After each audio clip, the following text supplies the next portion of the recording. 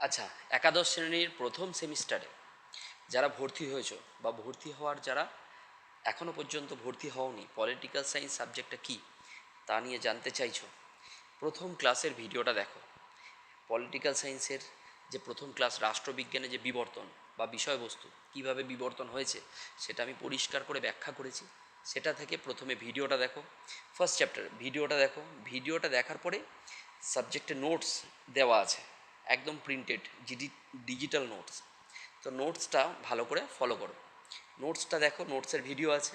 দেন নোটসটা পাওয়ার পরে ওই নোটসটা পড়ে আজকে একটা এক্সাম দাও। তাহলে এক্সামটা শুরু করছি। যেই কোশ্চেনগুলো দেখবে আগে নোটসটা দেখো, নোটসটা পড়ে এসে দেন এক্সামটা দেওয়ার চেষ্টা করো। সব কোশ্চেন তোমরা নিজেরাই পারবে। একবার দেখো, আগে ভিডিও না দেখে প্রথমে ভিডিওটা দেখবে, ব্যাখ্যা দেওয়া আছে, সিলেবাসটা পুরোটা বলা আছে। দেন সিলেবাসের পরে তোমাদের কি আছে, তোমাদের একদম রাষ্ট্রবিজ্ঞানের কিভাবে বিবর্তন হয়েছে সেটা আমি পুঙ্খানুপুঙ্খ আলোচনা করেছি। সেটা গিয়ে দেখো, দেন তোমরা এই এক্সামটা দাও। তাহলে প্রথম চ্যাপ্টার নিয়ে রাষ্ট্রবিজ্ঞানের একাদশ শ্রেণীর কারুর কোনো ডাউট থাকবে না। ডাউট থাকলে আমাকে হোয়াটসঅ্যাপে মেসেজ করো। অফলাইন অনলাইন দুটো মোডেই ক্লাস করানো হয়, সবাই কন্ট্যাক্ট করতে পারো। যারা দূরে গ্রামে বাড়ি, যারা, তাদের জন্যই এটা ব্যবস্থা করা, যে অনলাইনে তোমরা জানতে পারবে যে রাষ্ট্রবিজ্ঞান এতটা সহজ হতে পারে। তো থাকো। আচ্ছা, এটা হচ্ছে কি, প্রথম অধ্যায় রাষ্ট্রবিজ্ঞানের বিষয়বস্তু বিবর্তন থেকে প্রথম অধ্যায় থেকে ইম্পর্ট্যান্ট কোশ্চেন। প্রথম দেখি যে কী কোশ্চেন আছে। দেখো, রাষ্ট্রবিজ্ঞানের শুরু ও সমাপ্তি রাষ্ট্রকে নিয়ে। রাষ্ট্রবিজ্ঞানের শুরু ও সমাপ্তি রাষ্ট্রকে নিয়ে কথাটা কে বলেছে? কথাটা বলেছে হচ্ছে, তোমরা আনসার দেওয়ার চেষ্টা করো, কথাটা বলেছে গার্নার। কথাটা কে বলেছে? গার্নার। তাহলে অপশান কি? গার্নার। তারপরে দেখো, তারপরে 2 নম্বর, রাষ্ট্রের অতীত বর্তমান ও ভবিষ্যৎ নিয়ে রাষ্ট্রবিজ্ঞান আলোচনা করে। কথাটা কে বলেছে? গেটেল। কথাটা কে বলেছে? গেটেল। কথাটা হচ্ছে বলেছে গেটেল। আচ্ছা, তারপরে দেখো 3 নম্বর, রাষ্ট্রবিজ্ঞান হলো একটি প্রগতিশীল বিজ্ঞান। এটি কার উক্তি? রাষ্ট্রবিজ্ঞান হলো একটি প্রগতিশীল বিজ্ঞান। এটা কে বলেছে? Lord Bryce. কে বলেছে? Lord Bryce. তারপরে কোশ্চেন দেখো, রাষ্ট্রবিজ্ঞানের আলোচ্য বিষয় হলো রাষ্ট্র ও সরকার। উক্তিটি কার?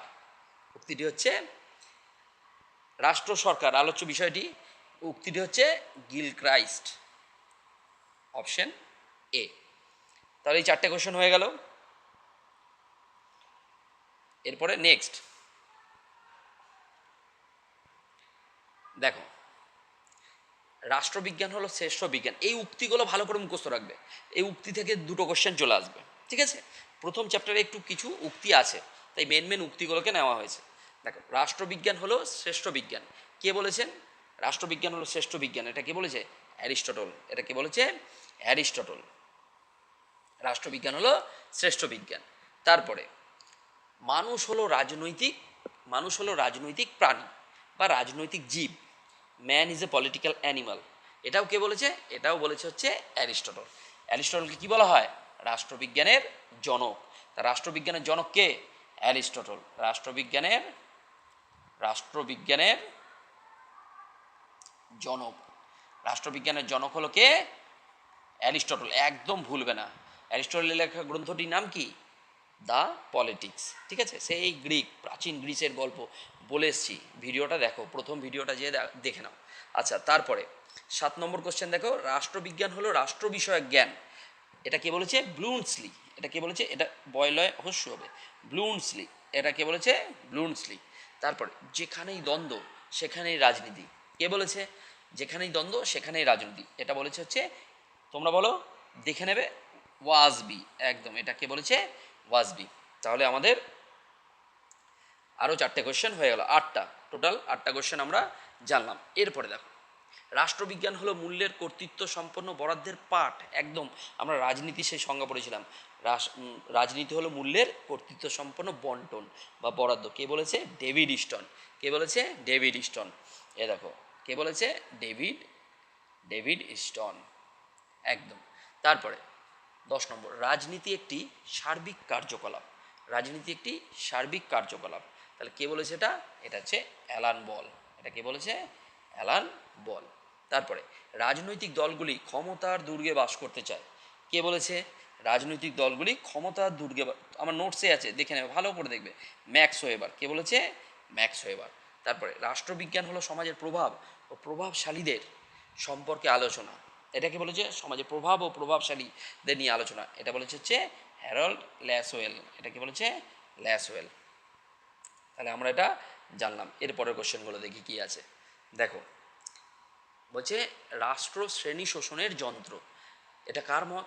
একদম শ্রেণী নিয়ে কে বলেছে? একদম উদারনীতিবাদের অপোজিটে আসে মার্ক্সবাদ। কে? Karl Marx. কার্ল মার্ক্স বলেছে কি, রাষ্ট্র হলো শ্রেণী শোষণের যন্ত্র। রাষ্ট্রের উপরে কারা থাকে? রাষ্ট্রের উপরে হচ্ছে দুটোই শ্রেণী থাকে, একটা বুর্জোয়া আর একটা প্রোলেতারিয়েত। বুর্জোয়া মানে কি? বড়লোক। আর প্রোলেতারিয়েত মানে হচ্ছে শ্রমিক শ্রেণী। এই দুটো শ্রেণীর মধ্যে কি হচ্ছে? দুটো শ্রেণী একে অপরকে, মানে বুর্জোয়ারা সবসময় প্রোলেতারিয়েতদের কি করছে? শোষণ করছে। এই রাষ্ট্র একটা যন্ত্র, বলছে শ্রেণীকে শোষণ করার। শ্রেণী কারা? একদম আমরা হচ্ছে নিচু তলার মানুষ। কারা শোষণ করছে? বড় লোকরা, বুর্জোয়া। দেখো, আমরা শোষিত হচ্ছি কিভাবে বোঝা যাচ্ছে? দেখো, জিও জিও দেখো প্রথমে 2 বছর ফ্রি, আম্বানি জিও ফ্রি দিল। ফ্রি দেওয়ার পরেই, এরপরেই যখন 2 বছর আমরা ফ্রি ইউজ করতে করতে, নেট ইউজ করতে করতে, ইউটিউব ঘাঁটতে ঘাঁটতে আমরা বুঝতে পারছি যে আমাদের মধ্যে আমরা একবারে অ্যাডপ্ট করে ফেলেছি, আর নেট ছাড়া থাকতে পারবো না। তখনই এইবার দেখো এখন এসে কত টাকা রিচার্জ করতে হচ্ছে? 749 টাকা, 799 টাকা ছাড়া রিচার্জ হচ্ছে না, তাই না? তারপরেও 90 দিন দিচ্ছে না, সেটা 84 দিন। এ তো আলাদা ফান্ডা রয়েইছে। তো এইভাবে বড় লোকরা কী করছে? মানে রাষ্ট্র বলছে, মার্ক্স বলছে রাষ্ট্র, রাষ্ট্র মানে কি? সরকার। সরকার মানে কি? নরেন্দ্র মোদী। নরেন্দ্র মোদী সরকার। নরেন্দ্র মোদীর বন্ধু কারা? আম্বানি, আদানি। এরা কি করছে? এরা আমাদেরকে শোষণ করছে। আর আম্বানি আদানি যা যা প্রজেক্ট করছে, সমস্ত কিছু আমাদের কি হচ্ছে? আমরা গরিব, আরও গরিব হচ্ছি। গরিব কি হচ্ছে? গরিব আরও গরিব হয়ে যাচ্ছে। আর বড়লোকরা কী হচ্ছে? আরও বড়লোক হয়ে যাচ্ছে। করোনার টাইমেই প্রচুর বড়লোকরা আরও বড়লোক হয়ে গেছে, এরকম একটা ব্যাপার। আর গরিবরা আরও গরিব হয়ে গেছে। তো এই যে একটা রাষ্ট্র কী করছে? শ্রেণীটাকে কী করছে? শোষণ করছে। এই জায়গাটা একটা বিরাট একটা ব্যাপার। তাহলে এর বিরোধিতা কে করেছে? মার্ক্সবাদ। এর বিরোধিতা মার্ক্সবাদ। ক্যাপিটালিস্টদের বিরোধিতা করেছে, পুঁজিবাদের বিরোধিতা করেছে। মার্ক্সবাদ উদারনীতিবাদের বিরোধিতা করেছে। পুঁজিবাদকে মার্ক্সবাদ মানে সমাজের উপরে কারা থাকবে? পুঁজিবাদীরা। এটা উদারনীতিবাদ বলে সমাজের উপরে কারা থাকবে? পুঁজিবাদীরা। কিন্তু মার্ক্সবাদ কি বলে? সর্বহারা শ্রেণী এক নায়কতন্ত্র প্রতিষ্ঠা হবে। বুঝতে পেরেছো কি বললাম? তাহলে মার্ক্সবাদ, রাষ্ট্রবিজ্ঞানের দুটোই পরস্পর দৃষ্টিভঙ্গি, একদিকে মার্ক্সবাদ আর একদিকে কি? উদারনীতিবাদ। তাহলে মার্ক্সবাদ ক্লিয়ার হচ্ছে? তাহলে এখানে কি বলে? রাষ্ট্র শ্রেণী শোষণের যন্ত্র। তাহলে এটা কার কথা? Karl Marx. ঠিক আছে, রাষ্ট্র শ্রেণী শোষণের যন্ত্র, এটা কে বলবে? মার্ক্সবাদীদের কথা। মনে থাকবে, এটা হবে আনসার, মার্ক্সবাদীদের উক্তি। বুঝতে পারছো কি না বলো? এই আমি নর্মালি ওই ভিডিওতে আমার সব কিছু বলা আছে, তোমরা ভালো করে ভিডিওটি যে দেখো। এরপরে দেখো, দ্য রিপাবলিক, কিছু বই আছে, বইগুলোকে এক কাছে করা হয়েছে। এই বইগুলো খুব ইম্পর্টেন্ট, একদম প্রাচীন গ্রিস থেকে। প্রথমে কে আসে? প্লেটোর লেখা কি? The Republic. কার লেখা? প্লেটোর লেখা। কার লেখা? প্লেটোর লেখা। তারপরে কি আছে? দ্য পলিটিক্স, একদম প্লেটোর শিষ্যকে অ্যারিস্টটল। অ্যারিস্টটলের লেখা গ্রন্থটির নাম কি? Very very important, Aristotle, the politics. অ্যারিস্টটলকে কী বলা হয়? রাষ্ট্রবিজ্ঞানের জনক।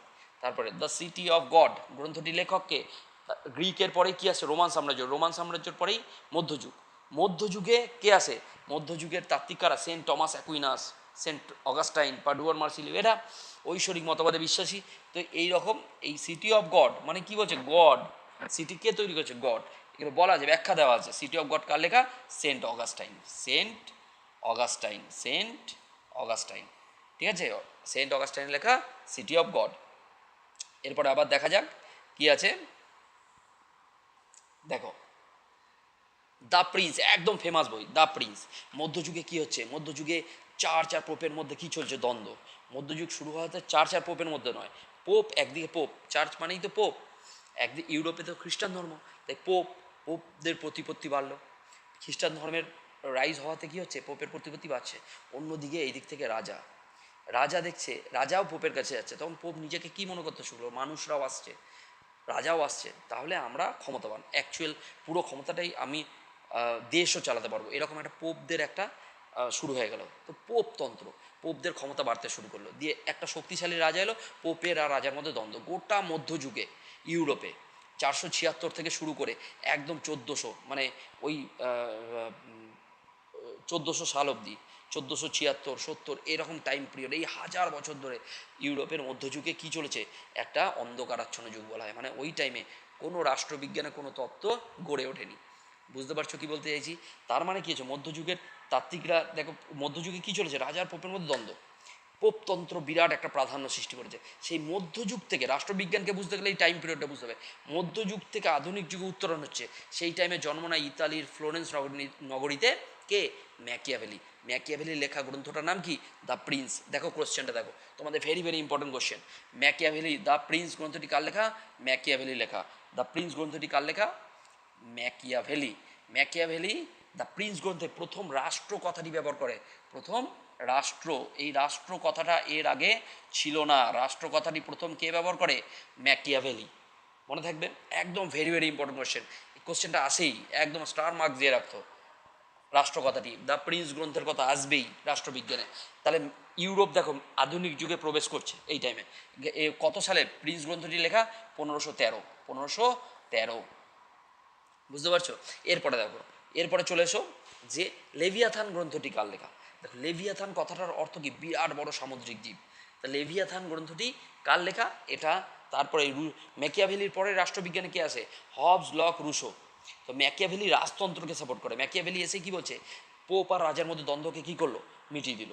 যে ম্যাকিয়াভেলি এসে কি বলছে, রাজা রাজাকে হতে হবে সিংহের মতো বলবান আর শৃগালের মতো চতুর, মানে রাজা হবে শক্তিশালী।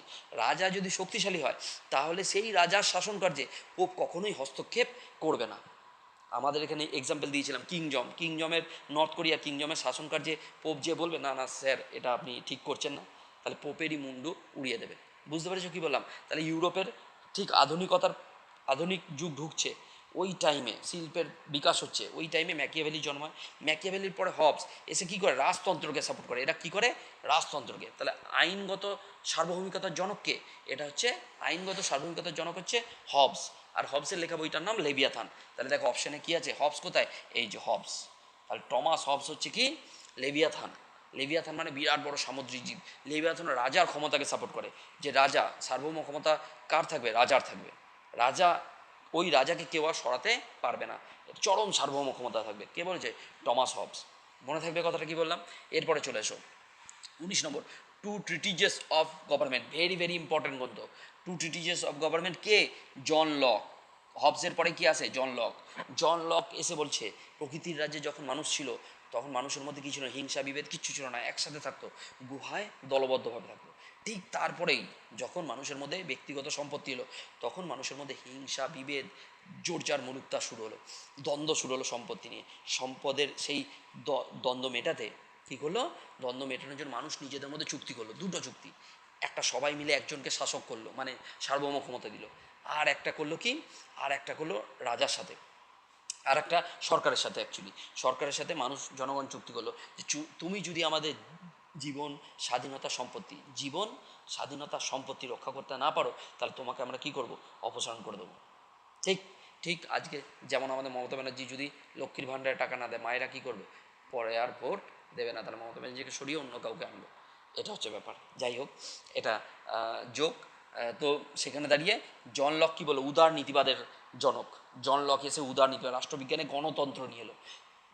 এই বইটা কবে লিখেছে, 1990, 1900 কত, 1690, কত, 1690। এই 1690-এ জন লক টু টিটি। আর 1688-তে কী হয়েছে, ইউরোপে প্রথম গৌরবময় বিপ্লব হয়, ইংল্যান্ডে গৌরবময় বিপ্লব হয়। ইংল্যান্ডে গৌরবময় বিপ্লব হওয়াতে গণতন্ত্র প্রতিষ্ঠা হয়। তারপরেই কতগুলো ইউরোপে গণতন্ত্র প্রতিষ্ঠা হয়, সঙ্গে সঙ্গে ইউরোপের পরেই কী হয়, 1776 আমেরিকার স্বাধীনতা যুদ্ধ, তারপরেই 1789 ফরাসি বিপ্লব, তারপরেই 1917-তে বলশেভিক বিপ্লব রাশিয়ার। এই বড় বড় বিপ্লবগুলো আমরা ইতিহাসে আগে জেনেছি, এই বিপ্লবগুলো হয়েছে। তাহলে উদারনীতিবাদটা রাষ্ট্রবিজ্ঞানে বিশাল বড় একটা ফ্যাক্টর। জন লক আসার পরে কী চলে এলো, উদারনীতি, গণতন্ত্র, মানে ডেমোক্রেসি কি, রাজতন্ত্র দেখো আবার শিফট হয়ে গেল, রাজতন্ত্র সরে গিয়ে কী চলে এলো, গণতন্ত্র। তাহলে জন লক আসাতে আজকের দিনে সবাই বিশ্বে, যদি ইউএনও অনুযায়ী 193টা রাষ্ট্র আছে, তো 193টা রাষ্ট্রের মধ্যে বেশিরভাগ কী আছে, গণতন্ত্র। বুঝতে পেরেছি? সেটা কে এনেছে, জন লক। জন লক সেই তত্ত্ব দিয়েছে যে এই মানুষ ব্যক্তি স্বাধীনতা হচ্ছে মেন। ব্যক্তি চুজ করবে সরকারকে, আর ব্যক্তির হাতেই ক্ষমতা থাকবে যে সরকারকে আবার নামিয়ে আনার, মানে অন্য কাউকে সরকারকে অপসারণের ক্ষমতা কার হাতে থাকবে? ব্যক্তির হাতে থাকবে। এটাই হচ্ছে গণতন্ত্র। বুঝতে পেরেছ?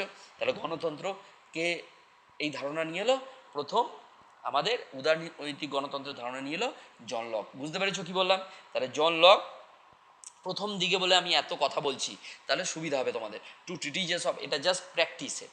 টু ট্রিটিজেস অফ গভর্নমেন্ট কার লেখা? এটা হচ্ছে জন লক। কার লেখা? John lock.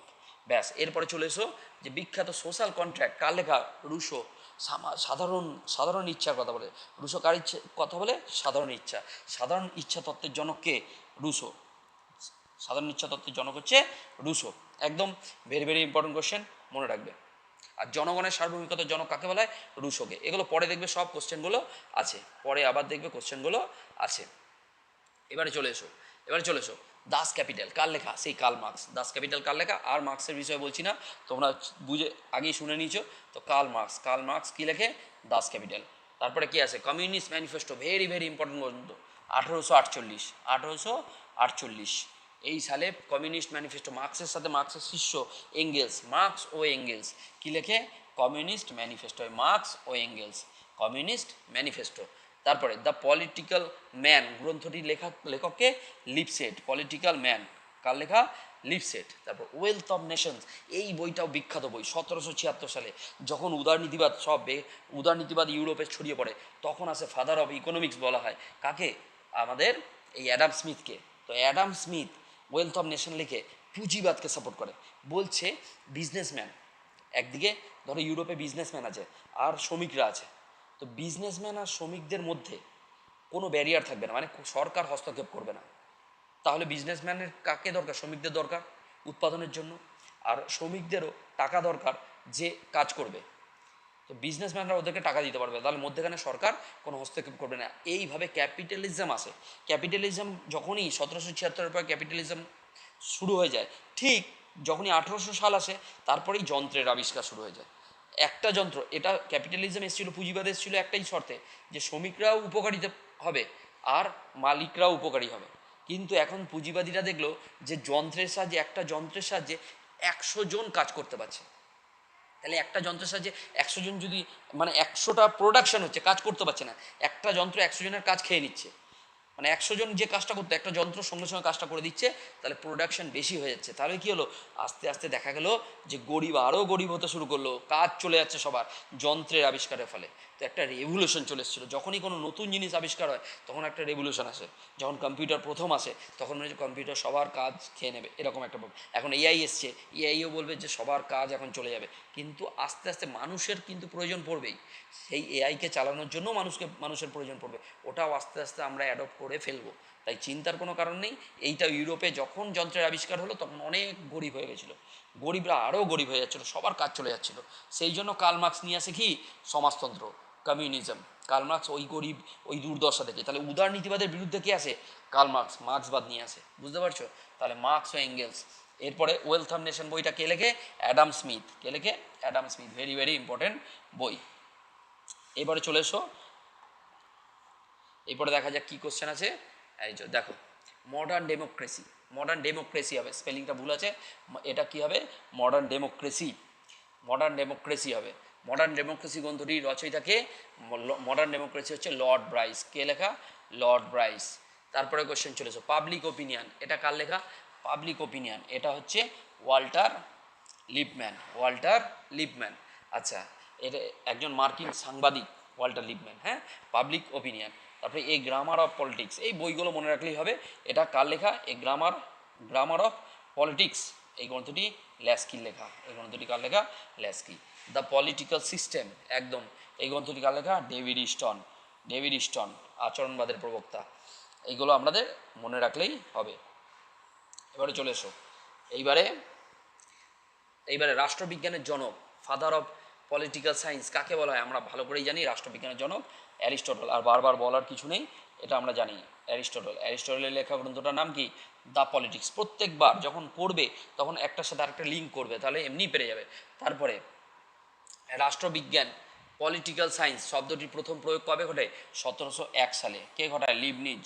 1701 সালে, ভেরি ভেরি ইম্পর্টেন্ট কোশ্চেন। ঠিক আছে, তারপরে প্যারিস আন্তর্জাতিক, এটা একদম 2 স্টার দিয়ে রাখতে পারে, এই কোশ্চেনটা আসেই। প্যারিস আন্তর্জাতিক রাষ্ট্রবিজ্ঞান সম্মেলন কবে হয়? 1948 সালে। 1948 সালে। মধ্যযুগের একজন রাজনৈতিক চিন্তাবিদের নাম আমরা জানি। মধ্যযুগে কি? মধ্যযুগ মানেই সেন্ট, ঠিক আছে, খ্রিস্টানদের একদম ওই টাইমে রাজার পোপের মধ্যে দ্বন্দ্ব চলছে, সেন্ট অগাস্টাইন। তারপরে তারপরে দেখি, কাকে নবজাগরণের সন্তান বলা হয়? নবজাগরণের সন্তান আমরা জানি, গল্পেতে বলেই দিয়েছি, ম্যাকিয়াভেলি। কাকে নবজাগরণের সন্তান বলা হয়? ম্যাকিয়াভেলি।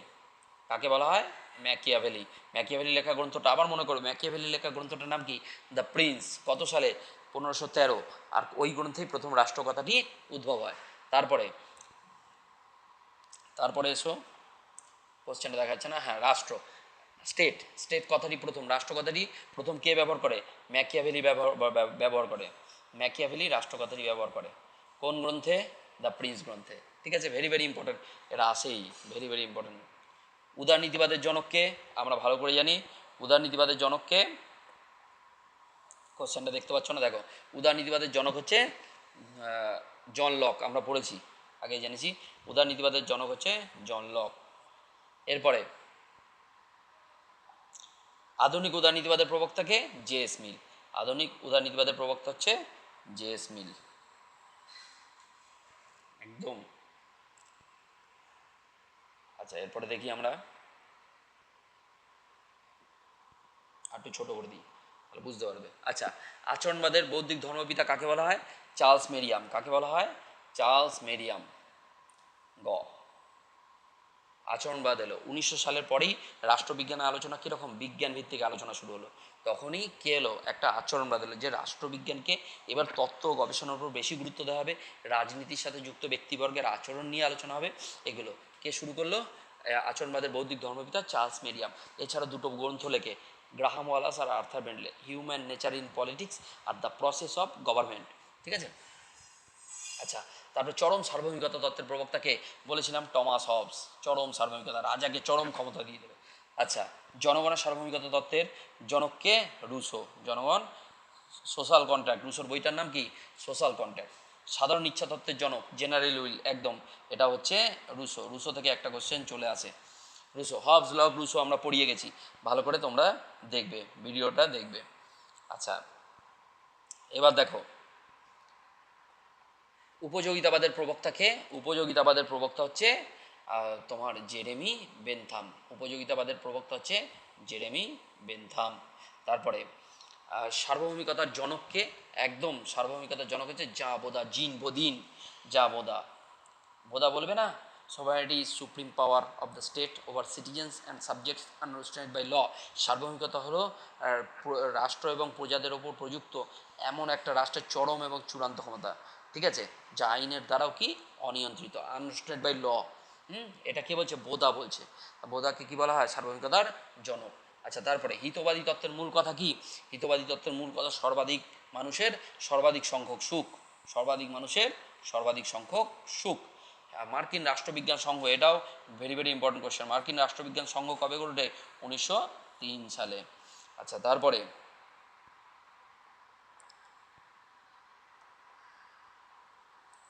তারপরে চলে আসো, রাষ্ট্রবিজ্ঞান বলার বিরোধী একজন রাষ্ট্রবিজ্ঞানী হলেন। রাষ্ট্রবিজ্ঞানকে বিজ্ঞান বলার বিরোধী, বিজ্ঞান বলার বিরোধী, বিজ্ঞান কে বলেছে? বিজ্ঞান, এরা বাকিরা বলেছে বিজ্ঞান, কিন্তু এই মেটল্যান্ড বলেনি। রাষ্ট্রবিজ্ঞানকে বিজ্ঞান বলার বিরোধী কি? মেটল্যান্ড, কোত, অগাস্ট কোত, এরা। আচ্ছা, রাষ্ট্রবিজ্ঞানকে রাষ্ট্রবিজ্ঞানের রাষ্ট্রকেন্দ্রিক সংজ্ঞা দিয়েছে, আমরা ভালো করেই জানি রাষ্ট্রকেন্দ্রিক সংজ্ঞা কে দিয়েছে? গার্নার। প্রথমেই বলছে রাষ্ট্রবিজ্ঞানের শুরু ও শেষ রাষ্ট্রকে নিয়ে, কে বলেছে? গার্নার। আচ্ছা, তারপরে রাষ্ট্রবিজ্ঞানের অরাষ্ট্রকেন্দ্রিক সংজ্ঞা, কারা অরাষ্ট্রকেন্দ্রিক সংজ্ঞা দিয়েছে? যে রাষ্ট্রবিজ্ঞান, আর্থার বেন্ডলে, গ্রাহাম ওয়ালাস, এরা অরাষ্ট্রকেন্দ্রিক। আর এরা তো রাষ্ট্রকেন্দ্রিক দিয়েছে সবাই। অ্যারিস্টটল কি বলছে? রাষ্ট্রবিজ্ঞান হল শ্রেষ্ঠ বিজ্ঞান, তাই না? আর ব্লুমসলি কি বলেছে? ব্লুমসলি বলেছে রাষ্ট্রবিজ্ঞান হলো রাষ্ট্র বিষয়ক জ্ঞান, তাই না? আচরণবাদের একটি বৈশিষ্ট্য হলো, আচরণবাদের কি বৈশিষ্ট্য? যে আচরণবাদ কি করে? তত্ত্ব গবেষণার উপর গুরুত্ব দেয় আর ব্যক্তির আচরণ নিয়ে আলোচনা করে। দেখো এখানে আছে, ব্যক্তির রাজনৈতিক আচরণের উপর গুরুত্ব দেয়, রাজনীতির সাথে যুক্ত ব্যক্তিবর্গের আচরণের উপর গুরুত্ব দেয়। ঠিক আছে। আচ্ছা, এরপরের কোশ্চেন, উদারনীতিবাদের একটি অন্যতম সমালোচনা কি? উদারনীতিবাদ কি করে? এটি বুর্জোয়া শ্রেণীর হাতিয়ার। এটি কি করে? এটি হচ্ছে বুর্জোয়া শ্রেণীর হাতিয়ার, উদারনীতিবাদ। ঠিক আছে।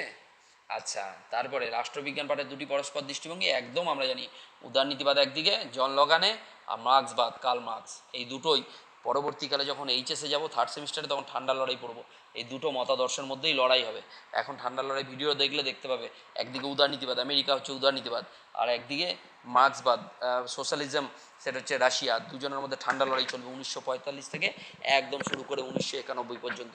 এই ভিডিও আমার আছে ইউটিউবে, দেখতে পাবে থার্ড সেমিস্টারের ভিডিও তোমরা। যাই হোক, এই 50টি গুরুত্বপূর্ণ কোশ্চেন এখান থেকে তোমরা ভালো করে পড়ে নেবে। এই পিডিএফ অ্যাভেলেবেল থাকবে, তোমরা হোয়াটসঅ্যাপে আমাকে কন্ট্যাক্ট করো, নাম্বার দেওয়া রয়েছে, কিউআর কোড দেওয়া রয়েছে, কিউআর কোডে স্ক্যান করলে সেই ভিডিওতে চলে যাবে যে পিডিএফ আমি তৈরি করছি, একদম ডিজিটাল। কেউ বর্ধমানে এখনও পর্যন্ত কেউ এরকমভাবে সিস্টেমের রাষ্ট্রবিজ্ঞান পাঠ করাচ্ছে না বা পড়াচ্ছে না। আমি চেষ্টা করছি তোমাদের জন্য যে বর্ধমানের আশেপাশে যারা আছো, ইভেন ওয়েস্ট বেঙ্গলে, যে রাষ্ট্রবিজ্ঞান সাবজেক্ট যদি কঠিন মনে হয়, রাষ্ট্রবিজ্ঞান আমাদের সব সময়ের জন্য দরকারি, এটুকু মাথায় রাখবে। একদম চায়ের দোকান থেকে একদম কর্পোরেট সংস্থা পর্যন্ত কি দরকার? রাষ্ট্রবিজ্ঞান। এখনকার দিনে রাষ্ট্রবিজ্ঞান না জানলে, মানে রাজনীতি যদি, পলিটিক্স না জানো, মানে পলিটিক্স শুধুমাত্র যে আমাদের এই রাজনৈতিক নেতারাই করছে এটা নয়, পলিটিক্স আমাদের ফ্যামিলি থেকে শুরু হচ্ছে পলিটিক্স, এইটুকু জেনে রাখো। তাহলে আজকের দিনে দাঁড়িয়ে এই যে আমেরিকা, ইরান, ইসরায়েল, এদের মধ্যে যুদ্ধ হচ্ছে, হরমুজ প্রণালী নিয়ে এত ঘটনা ঘটছে, এগুলো জানবো কোথায়? রাষ্ট্রবিজ্ঞানের ছাত্রছাত্রী হলে তোমরা এইসব ব্যাপারগুলো বুঝতে পারবে। রাষ্ট্রবিজ্ঞানের ছাত্রছাত্রীরা বুঝতে পারবে যে কখন কোথায় ইনভেস্ট করতে হবে, কোথায় এই জায়গাগুলো কি, এই যে ডিটেলসটা, এই যে ওয়ার্ল্ড পলিটিক্স, এটা বোঝার জন্য কি তোমাকে জানতে হবে? রাষ্ট্রবিজ্ঞান। তাই রাষ্ট্রবিজ্ঞান প্রচণ্ড গুরুত্বপূর্ণ সাবজেক্ট, ঠিক আছে, অত্যন্ত গুরুত্বপূর্ণ সাবজেক্ট। তোমরা রাষ্ট্রবিজ্ঞান নিলে ল পড়তে পারবে, রাষ্ট্রবিজ্ঞান WBCS, রাষ্ট্রবিজ্ঞানে তোমরা ইউপিএসসির সব থেকে বেস্ট সাবজেক্ট হচ্ছে রাষ্ট্রবিজ্ঞান। তাই রাষ্ট্রবিজ্ঞানকে ভয় না পেয়ে, রাষ্ট্রবিজ্ঞান একদম সহজ। যদি আমার কিছু কটা ভিডিও দেখো, 11-এর, একাদশের করেছি, দ্বাদশ শ্রেণীর করা আছে, কলেজের করা আছে, বিএ সেকেন্ড সেমের করা আছে, ভিডিওগুলো যে একবার দেখো।